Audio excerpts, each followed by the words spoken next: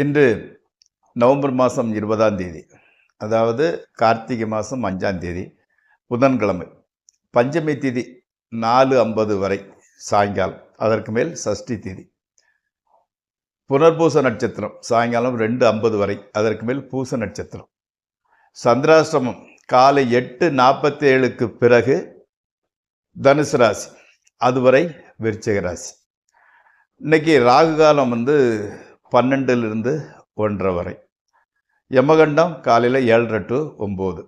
நல்ல நேரம் காலையில் 9:15லேருந்து 10:15 வரை, சாயங்காலம் 4:45லேருந்து 5:45 வரை. நீங்கள் அணிய வேண்டிய உடையின் நிறம் பச்சை. தவிர்க்க வேண்டியது, அதாவது போடக்கூடாதது சிவப்பு கலர்.